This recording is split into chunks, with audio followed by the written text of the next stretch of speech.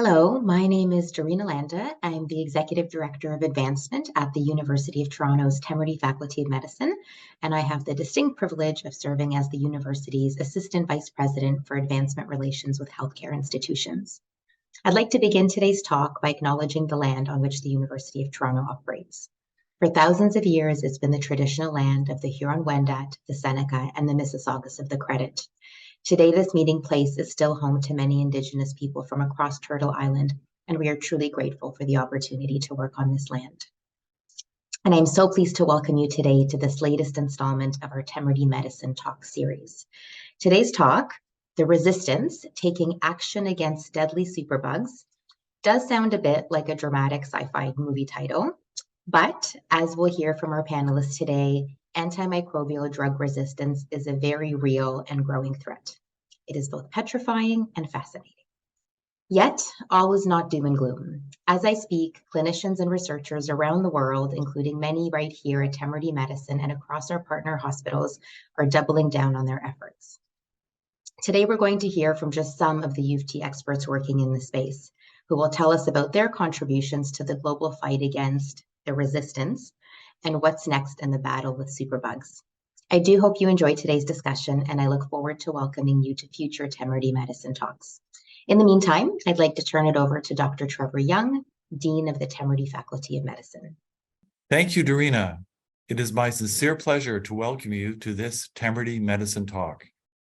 As many of you know, the Temerty Faculty of Medicine is at the core of the world-renowned Toronto Academic Health Sciences Network. Every day, our clinicians, researchers, and educators on campus and across the network's affiliated hospitals and research institutes tackle medicine's biggest questions and work to develop innovative solutions that will advance health and healthcare in Canada and beyond. I find myself continuously amazed by the sheer breadth and scale of these efforts. Everywhere you turn at the faculty, there's someone pursuing important work. Our Temerty Medicine Talks are one way we highlight some of these impactful initiatives. Today, we'll be talking about antimicrobial resistance, a topic that is a growing concern for many these days, and not just because of a popular HBO television series. The number and prevalence of drug-resistant viruses, bacteria, and fungi are on the rise around the world, making infections harder to treat. It's a problem with huge repercussions. Fortunately, it is also a key focus for multiple teams within the Temerty Faculty of Medicine, who are each looking through their figurative microscopes with a uniquely different lens. Today, you will hear from faculty members who each have a different area of expertise on this topic.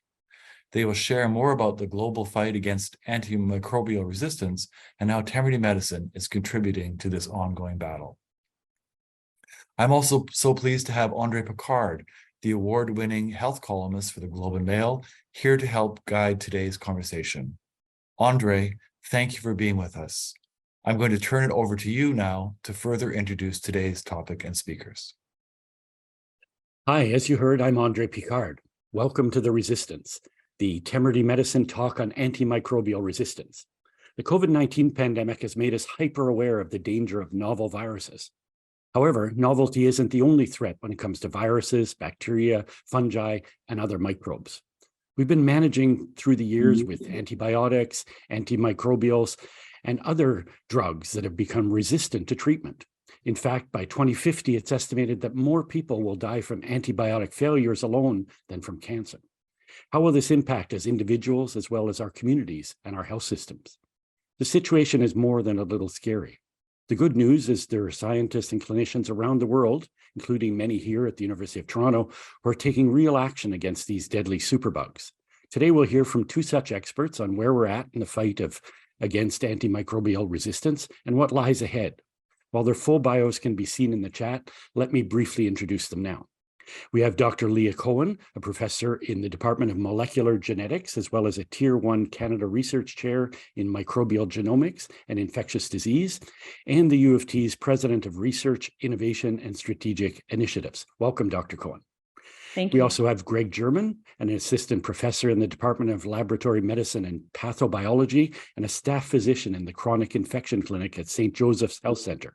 He's been exploring the use of bacteriophages, a type of virus, to destroy drug-resistant bacterial infections. And we'll hear a little bit more about that later. Thank you both for joining me today.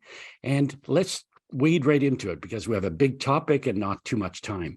So I thought, Dr. Cowen, if I could, I'd start with you. We have a mixed audience with us today, clinicians, researchers, learners, and even some lay people like me. So I thought we'd start with some basics. If it could help us out, what is antimicrobial resistance and why does it happen? For sure. Thanks for the question and thanks for having this conversation with us. It's really, really important. So the World Health Organization has declared AMR, or antimicrobial resistance, one of the top 10 public health threats facing humanity. So pretty critical that we understand what it is. Antimicrobials, right? The first word in there are medicines that are used to prevent and treat infections caused by bacteria, viruses, fungi, and parasites. So that's what we're starting with, are these antimicrobials. And what happens is that as organisms are exposed to antimicrobials, they either die or they adapt. And they can adapt by acquiring genetic changes that allow them to resist. So there's the resistance piece, to resist the antimicrobials and survive. So those that have a resistance mechanism have an advantage then and can survive and proliferate. So what we have is the widespread use of antimicrobials can then select for antimicrobial resistant organisms.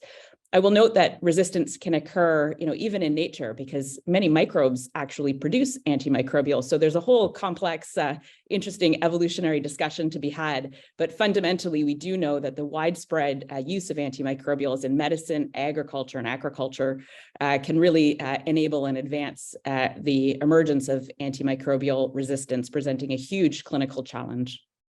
And these superbugs are scary, but microbes aren't all bad. They have a purpose in our lives too.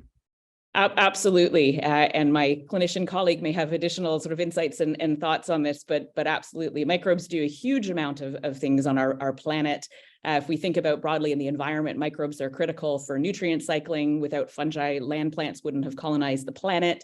Microbes do all kinds of great things. They make molecules, as I mentioned, some of which we use as medicines, including the very first antibiotic like penicillin. So they do all sorts of things, including maintaining health in our body. We have more microbial cells than human cells in our body. So that's another whole interesting discussion we could explore. Great. And Dr. German, if I could bring you in and again, help us with a little bit of background before we get into the nitty-gritty of this. Can you help us understand why do patients, hospital patients in particular, catch these superbugs, and how does it affect treatment and recovery? I imagine it makes things a little more difficult for a clinician. Oh, for sure. So how to catch them? Traveling certainly increases the risk of catching superbugs. Being on antibiotics makes you a bit of a magnet for catching superbugs. They can happen with long courses of antibiotics when there's no other options available. And just overall, good, clean hands reduces the chance of having superbugs. It's a tremendous impact in hospital settings and long-term care facilities where we do see antibiotic resistance and superbugs. And as both a clinician and treating patients for urinary tract infections, when they've been on antibiotics for upwards of 6 months or longer, or when I'm seeing it coming through, when I see all these R's for resistance on the reports, it's a great cause for alarm, and we're running out of options. And this is part of the talk today, is to talk about some options. And can you catch these in the community, or is it just hospital patients who are at risk? It's a great question. I think it's both. And that's the thing that's more challenging. In the initial days of COVID, we said, well, this person was a traveler, so it made sense. But, as time went on, it became more and more, there was no link. And so we are seeing a good deal of cases, perhaps as many as half of them, when we do see these bugs where there isn't a link. And we're seeing that in areas that already have high populations of resistance. And so that's a unique issue in Canada that we're actually seeing it develop before our eyes. And I look at my colleagues in other provinces and they look at their data and they're concerned. And I'm hearing in your comments that we have to be really careful about how we use antibiotics. And I'm going to come back to you in a bit to talk more about that in more detail. But I want to go back to you, Dr. Cowen. Your specialty is fungi. And these are particularly difficult to treat. Can you help us understand why they're harder than, say, viruses or bacteria to treat? For sure. I mean, one of the challenges, there's probably a few, but one of the main challenges is fungi are closely related to humans. It may not look like it, but it's in fact true. So fungi are closely related. And that's a challenge because it means when we try to cripple the fungus, right, what we're generally doing is trying to inhibit some critical function that's essential for the fungus to survive. And when you have organisms that are closely related, often you have very similar mechanisms that enable those core cellular processes. So when drugs are effective at killing the fungus, often they have very severe side effects in the host. So they can make people very, very sick. And that's not what we want in a good antifungal or antimicrobial. So it's a challenge both to develop molecules that can selectively kill the fungus without causing severe damage to the host. The other issue is just there's been sort of less resources and investment in development of antifungals because it's been sort of a newer problem. Fungi predominantly prey on individuals with suppressed immune systems. So as we've done phenomenally well with modern medical advances, enabling us to, treat cancer with chemotherapy, to modulate immune function, to enable transplants, et cetera, we are able to keep sort of vulnerable populations thriving for longer. And as a result, it makes jobs of our clinician colleagues very challenging because we have vulnerable patient populations that are then exposed to fungi, with every breath they take. And there's a real risk if they are unable to clear those fungal infections. So part of it is the challenge that the organisms are closely related to humans. Part of it is the challenge that it has had less investment than our other areas like antibacterial or antiviral drug development. And there's probably more. There's some general challenges with the model of developing antimicrobials. So really, it's an urgent challenge across the kingdoms. But we do hear a lot more about viruses, about bacteria. Again, as a layperson, I kind of think of fungi as not too serious. Athlete's foot, things like that. Are they also serious bugs? It's not just. Yeah, absolutely. And that's where most people go when they first think about fungi, unless you're a clinician, and then But in fact, fungi are killing about 1.5 million people every year, which is on par with malaria or tuberculosis. So their impact is huge. And part of it is that, again, there's sort of vulnerable patient populations. So we see huge impact in communities in under-resourced parts of the world where, for example, HIV is less well managed. There's certain fungi that are really dominant in those parts of the world. But also, again, chemotherapy, transplants, everywhere where we modulate sort of immune function, we wind up with tremendous vulnerabilities to fungal infections. So why we don't hear more about them, I think that's beginning to change, and that could be another topic of conversation. Well, we do have a good big audience today, so it's starting. Maybe we'll start it off today. Dr. German, if I could come back, I alluded to this in the introduction, but the WHO says that antimicrobial resistance already contributes to about 5 million deaths a year. They're predicting 50 million a year by 2050. These are huge numbers. Are we taking this problem seriously enough? We're starting to, but we still have a lot of work to do, both internationally and nationally. We have to talk about it at the dinner table a bit more than we are. And that's something that I'm hoping that this will help. I think we have to work together as a society to combat the speed of evolution. These bacteria and fungi, they grow so quickly and can outsmart us unless we work together. And I also like to put a plug in for phages because they are even faster evolvers than the bacteria themselves. Well, we have a rule in my house, so we don't talk about icky things like this at the dinner table, but maybe it's different at your place. Can you talk a bit about what we alluded to before? Is the whole answer just using fewer antibiotics, or is it more complicated than that? There's a Pan-Canadian action plan and ideally one with money attached to it that'll be coming out very shortly. And there's 4 pillars with that plan, one of which is innovation, including things like phages, one of which is stewardship and using antibiotics wisely. Another is getting good data, good surveillance. So we decide, are we going in the right direction and where do we have to put our resources? And the last is infection control and how do we tighten up things and reduce our chances of having bad outbreaks. So there's really a 4-part platform, and all of it requires leadership and innovation and for its continued opportunities and success. So both of you do have a really interesting research projects. They're very different. So let's start with you, Dr. German. Tell us a little bit more about your phages. As I understand it, you have like bugs fighting bugs. Is that how it works? Right. Yeah. Good viruses fighting bad bugs. So we're focusing on urinary tract infections, which is a major problem for our senior population. And we have a clinical research trial that we've been putting on for about the last year or so and getting ready to give phages or bacterial viruses.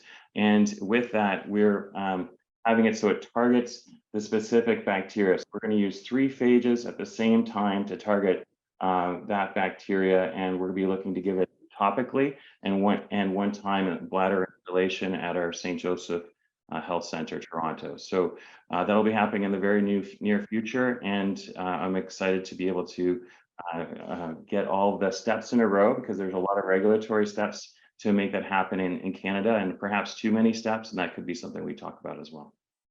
And phages, are they going to work better than cranberry juice? That's the old fallback for UTIs.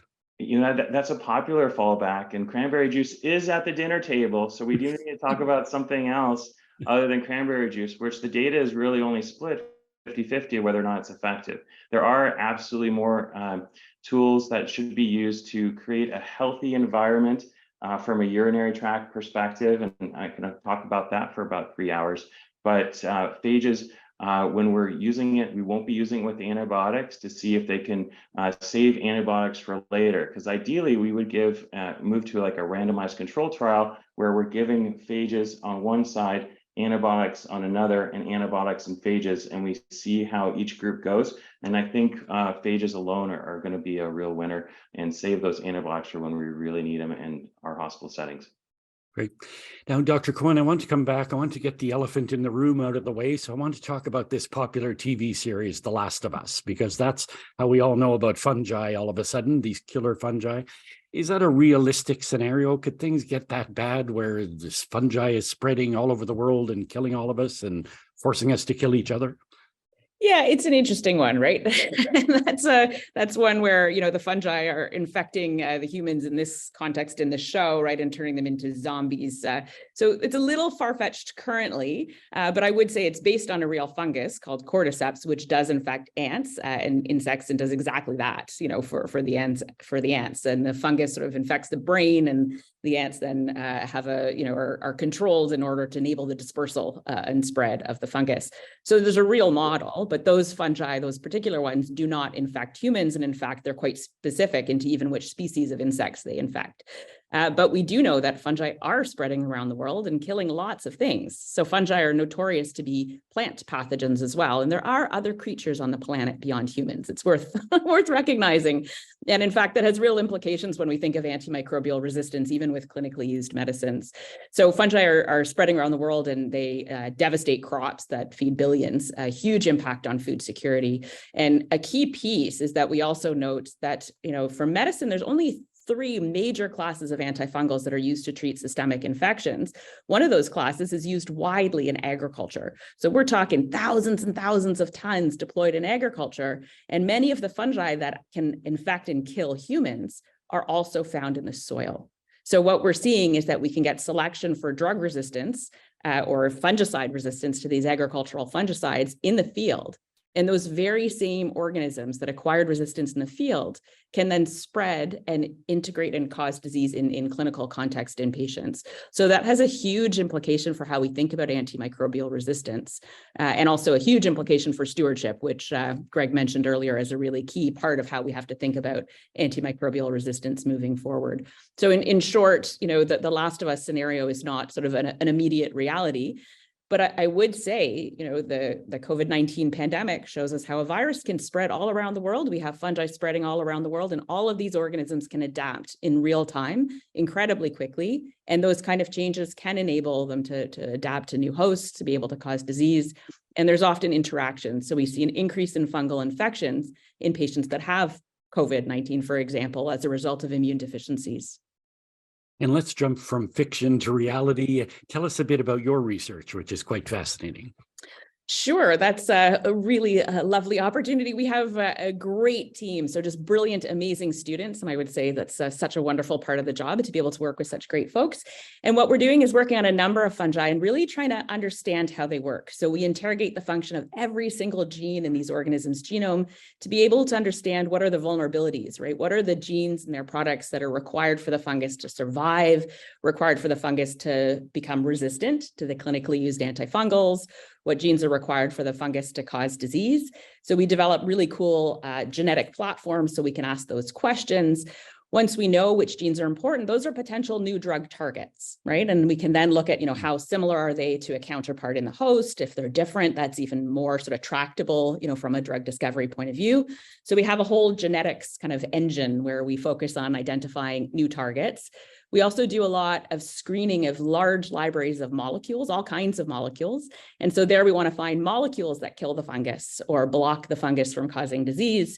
And then once we've got new molecules, those are potential leads. So then what we can do is bring those two sort of sides of the house together, and we can figure out what do those molecules target, because having that kind of insight into how the molecules work helps us optimize those molecules and make sure that they have sort of drug-like properties, because not everything that kills a fungus in a test tube is going to be an appropriate kind of agent to work in a clinical environment. So there's a big pathway. And I will also just sort of flag that what we do in our academic lab, we then were engaged in starting a startup company called Bright Angel Therapeutics that then lets us help translate some of these fundamental discoveries from the academic lab into, preclinical development and ultimately, hopefully, clinical development into new therapeutics that would be helpful for folks like Greg in treating patients with these infections. And I want to come back to that, jumping from the research to the development to the product in a minute. But I want to come back to Dr. German and ask about, we don't have great treatments. That's one of the challenges of superbugs. Can you talk about the why? Is it lack of interest in pharma? Is it lack of profitability? Is it just too hard scientifically? Why don't we have treatments for these superbugs? It's a great question. It takes over 10 to 15 years to create a new antibiotic, and it costs about $1 billion. What we're seeing is that pharmaceutical industry is led by shareholders, that they want answers in 10 months, not 10 years. And they also want a product that's going to be used daily for the rest of the person's life. And what we do when we do get a new super drug, we actually put it on a shelf and say, no, don't use this.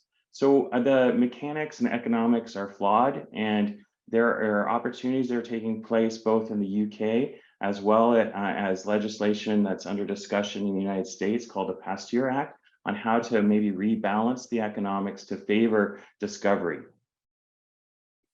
And practically, what does that mean? You want to keep them on the shelf because if you overuse these things, the problem just exacerbates. Is that right?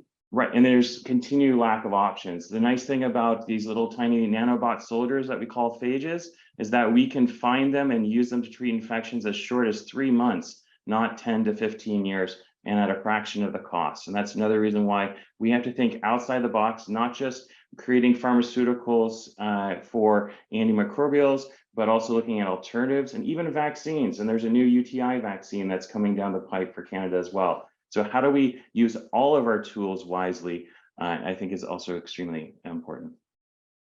And as you mentioned treatment, it made me think we got a lot of questions from our audience, and I was going through them, and I'll jump to one right now because it's sort of relevant to this discussion. Someone's asking, should we treat until symptoms improve or to a preset duration, i.e. 10 days for strep throat without exception? Because I know that's a big debate with clinicians. What's the right way to proceed? More and more of the literature is showing that we should be treating shorter in general. So we're modifying those days in particular, but and there are certain situations with close attention to symptoms, and depending on if you're just a regular person or if you're immune compromised, addressing it to when your symptoms end. So we're seeing that take a place as well. And we're also seeing pharmacies like those in Newfoundland who are actually calling to see if you're taking your antibiotics as prescribed and answering questions and providing that extra support as a kind of a personal trainer for antibiotics. And that's another thing we should look at. But it's easy, you know, we're doing a fairly good job in Canada, but I travel to places like Africa where I can buy antibiotics openly in markets. We're pumping them into our cows and pigs by the ton. This is a challenge that goes well beyond the individual patient. Yeah, absolutely. Well, that's a short answer. Okay. Well, it's an all society effort, and one of the great things that we're seeing in Canada as it comes to livestock is we now require prescriptions in almost all instances to provide antibiotics in the livestock situation. And you know, aquaculture and farmed fishing is another key area. We can focus as much as we want on the human side of things, but more of the antibiotics is being used in the environment, and we also have to give that equal attention. I want to ask you if the cows have to wait to get their prescription like humans do, but I'm not going to ask you that. I'm going to move on. So Dr. Cowen, I promised to come back to this. You know, you do this fundamental research, but you also have a startup. I'm wondering if schools like Temerty Medicine, other schools, are they doing enough to help learners make that leap from research to development to product? Yeah, I mean, there's always more that can be done. So that's a key piece. But I think Temerty Medicine has invested, you know, phenomenal amount of resources in enabling our students and our faculty sort of all the way across the continuum of our learners to discover and translate their discoveries, right? That's a hugely important and valued kind of part of our work. So an example with the Temerty Faculty of Medicine is there's a Health Innovation Hub, or H2I, and that's completely dedicated to facilitating early stage entrepreneurs with translating and commercializing their ideas. And there's sort of multiple stages. Part of it is education, right? Thinking about strategies and providing key supports. And then part of it is providing critical investments to enable sort of new ventures to get off the ground and then secure external funding. And then part of it is thinking about scaling. And this H2I sort of fits into a larger ecosystem of over 10 of these kind of accelerators, is what we call them, that are across the 3 campuses at the University of Toronto. So we really value this. We provide tremendous amounts of education and sort of tools to help our innovators really begin to translate their discoveries. I took one of those courses early on at the university, and I can say that was, you know, really helpful for enabling my journey. And I think all of us that are engaged are really keen to help out the next generation as well.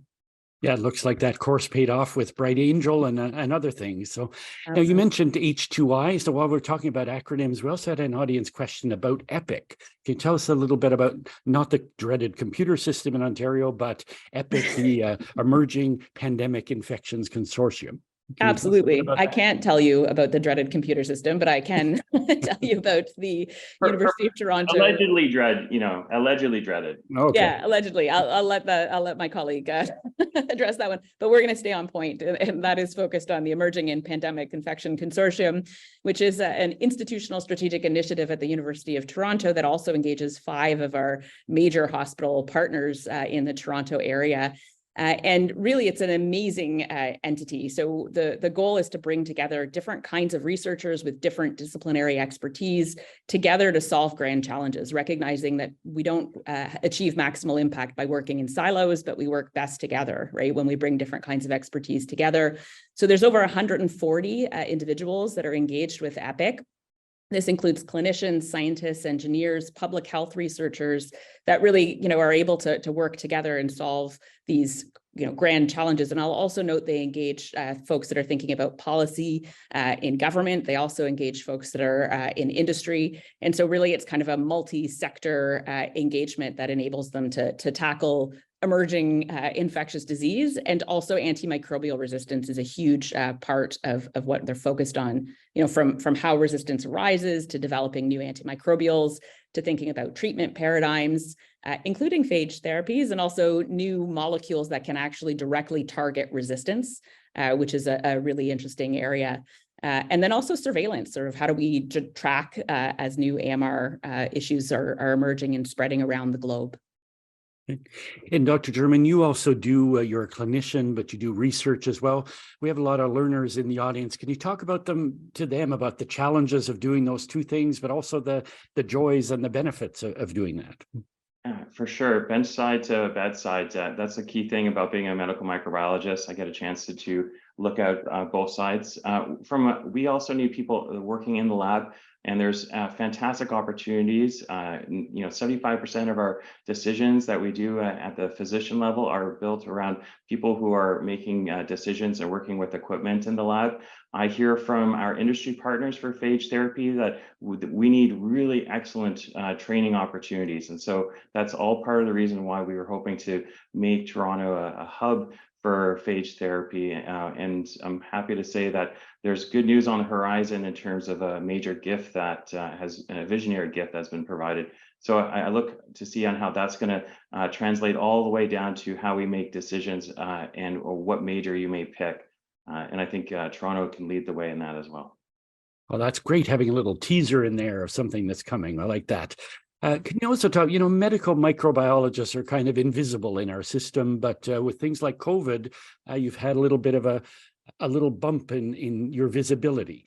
Can you talk about that profession and how it's interesting and important as we deal with these superbugs and other challenges? Oh, for sure. Medical microbiology is half clinician, half laboratory specialties, where you go through pediatrics or internal medicine or just do it by itself. And we've been super busy due to COVID, to the point where actually we weren't in the news as much as perhaps our infectious disease colleagues or even cardiologists or other epidemiologists that were in the news, but because we were ones who were developing all the tests to make sure that they were safe, developing the new strategies, so you no longer had to get the nasopharyngeal brain tickler. And so we worked together to try and find ways of moving forward. And yes, it has put us a little bit more on the forefront, but I think there's with phages and probiotics and wanting to change the gut, I think there's an excellent time to go on the offense with medical microbiology. Great. And Dr. Cowen, you heard mention of COVID. I'm wondering, has it made a difference in people taking bugs, pathogens more seriously?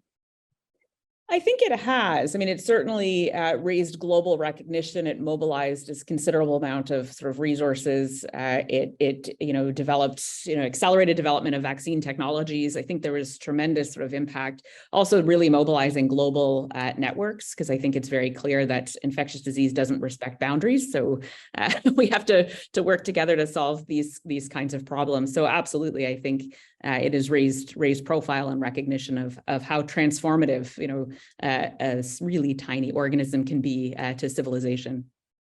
But there are many types of pathogens, many different threats out there: viruses, bacteria, fungi, protozoa, worms.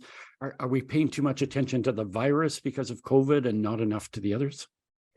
I mean, we need to be vigilant on all fronts, right? There's all kinds of threats, and I think that's the point of making sure that we're supporting really interdisciplinary teams that are ready to mobilize and be nimble and doing their kind of amazing work. An example being, we collect these or build these really large teams. So we do that at the University of Toronto. An example is EPIC, as we talked about. Another example is CIFAR, which is the Canadian Institutes for Advanced Research, which builds these sort of interdisciplinary teams to tackle global threats.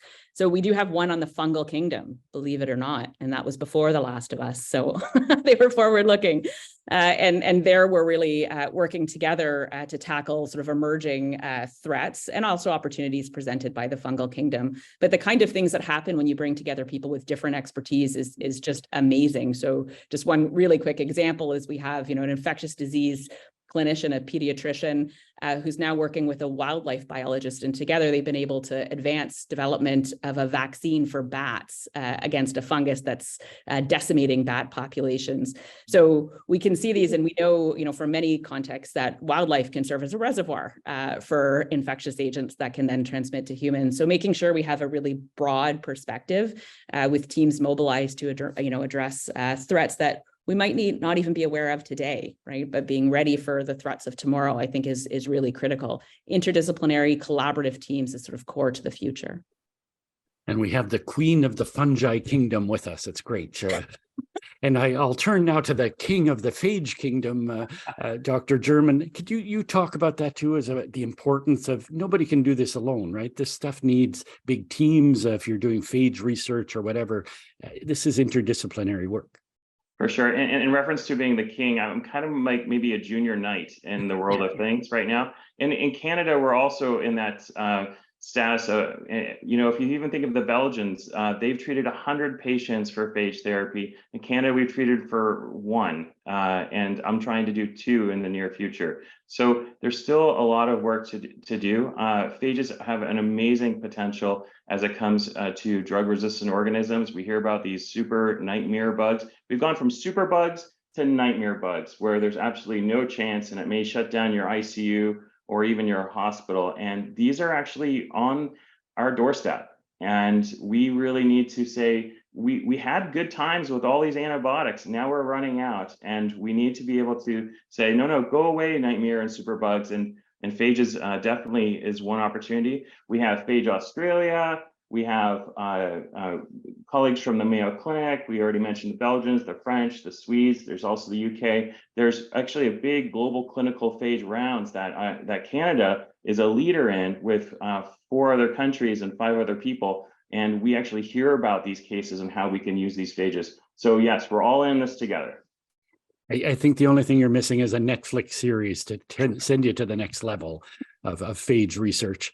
But on a more serious note, you mentioned earlier the word stewardship. You know, somebody has to be in charge to take care of this thing. So whose job is it to make sure that we don't misuse antibiotics, that we use new treatments like phages? Who's in charge? Super question, Andre. It comes back to the dinner table. I'm really going to be putting some highlight on it. We have to be educating ourselves on the right use of antibiotics. Right now, it's like, well, I need antibiotics, but you have a virus. You don't really need an antibiotic for that. That's a cold. It gets better on its own. We need to educate our kids. And there are programs in British Columbia and Alberta called Do Bugs Need Drugs? And they're available in both official languages, and they really target and give wisdom to kids so that they can bring it to the dinner table and give wisdom to others. We're ultimately responsible for our own health, our family's health, and we have to then encourage our politicians to work together, not only across the country, but across the world. And that we actually had a question about that from an audience member saying, what can individuals do to protect themselves from superbugs? Yeah, absolutely. So I mentioned some things about travel. Be very careful with hand hygiene. If you take antibiotics, make sure you're doing it for just the right amount of time, because you can become a magnet to catching superbugs. There are other strategies in place. Your cell phone is absolutely a dirty spot. Making sure you don't touch your eyes or other mucous membranes with your hands unless they're clean. These are at least some of the techniques. And there's probably about 50 more things, but we really need to focus on message. You don't want a physician saying, you know, Most important thing is learn and work together. Great. And Dr. Cowen, we have some great audience questions, so I want to throw one your way as well. Someone's asking, you know, we hear a lot about AI, machine learning. U of T is a real leader in these fields globally. Do these have a role to play in antimicrobial resistance? I think I'm just going to call it AMR. But do they have a role to play, these new technologies? Yeah, and you threw in a great word in there as well, microbiome, which is all sorts of great things. By accident, but yes. Yeah, no, you did a good job there. Thumbs up. But firstly, to your core question with regards to AI, so certainly AI and machine learning technologies have been transformative to the rate at which we can develop new molecules and materials. You know, an example is we can use them to figure out, you know, what molecules are going to engage with a target and how to optimize those, so we can dramatically accelerate the process of optimization. We talked about, you know, developing a molecule that engages with a target, and then that often needing, you know, thousands of additional molecules as part of the drug development and optimization pathway. So instead of, you know, empirically, you know, making each one and testing it, we can use AI to explore that in a virtual mode and then have a much more sort of strategic and accelerated way in which we can test those. So we use this in our program, both in the academic lab and the company. And I'll also note there's entire sort of strategic initiatives like EPIC, but the Acceleration Consortium at U of T, which is really focused on leveraging AI, machine learning, and robotics, so self-driving labs, to dramatically accelerate the timeline to develop new molecules and also materials. So that's really powerful. And since you mentioned microbiome, we're going to build on that and just acknowledge that the microbiome has a huge impact on maintaining sort of balance in the body. So that's a huge piece. And I think Greg may have even mentioned earlier that when you take antibiotics, right, you create other kinds of vulnerabilities. So you open yourself up to fungi that can then take over with that expanded niche. So you can have huge impacts on your microbiome when you take antimicrobials, which can have long-term consequences, but also noting that microbes in the microbiome actually produce molecules that can modulate the behavior and other aspects of other organisms in the microbiome. So we've used that as a discovery platform, and we've discovered bacteria that can inhibit virulence or the ability of a fungus to cause disease. We've been able to isolate and purify that molecule and explore its therapeutic potential. So the microbiome is a fascinating area, and I'm glad you took us there. By accident, but I did. And I'll take Dr. German there now. Can you talk about that? Antibiotics, I don't know if phages have an effect on the microbiome, but when you take antibiotics, you get a sore tummy, right? That's one of the reasons people stop. Can we address those side effects and stuff? For sure. There are 10 to the 31st phages in the world. There are more phages than anything else. And for every gram of what we flush down the toilet, there's about 1 billion phages found in it. So yes, we're absolutely coded in phages, and we can use AI to even make them better and program them to be better. Antibiotics have side effects. Everything has side effects. If you take it long enough, you could actually hurt yourself with too much water. So long and short of it, we have to do a risk balance and work together with our health professionals to figure out what is the right amount for the right amount of time, and then what can we do to rebalance the microbiome back, and with whether it be probiotics or maybe in the future even phages. We're looking for strategies to get rid of superbugs that we get stuck in our gut, and those are potential techniques. And we did have a question about that, about probiotics are a popular thing. Can those prevent superbugs? But someone was asking about the link. It's an excellent question. It needs more study to tell you the truth. In general, one superbug is C. difficile, and there are reviews that say that if 11 people take probiotics, then you prevent 1 case of antibiotic-associated diarrhea. If 27 people take probiotics, then you prevent 1 case of C. difficile. So there are rules for probiotics. It's now then an issue of which one, how much, does that have to be refrigerated? And I get those questions all the time too. Yeah, and some of those are complex, but is there any downside to taking the probiotics? Eating my fancy yogurt? For sure. There is maybe an intensive care center where we have lines that are involved when people are on antibiotics. And there is actually one that has been associated, actually has a yeast as part of its probiotic formulation, and that can be associated with blood infections potentially. But definitely there's good data in adults, good data out of the ICU, and we need more data to determine which one. In part, they're not particularly well regulated because they're a nutritional product, and it makes it very difficult to study, and there's not as much interest as there would be in other agents to use. Okay.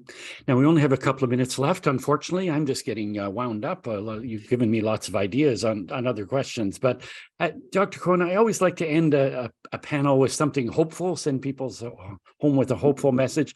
So I'm wondering, do you think, are you hopeful that we can overcome the challenges posed by AMR with the work we're doing?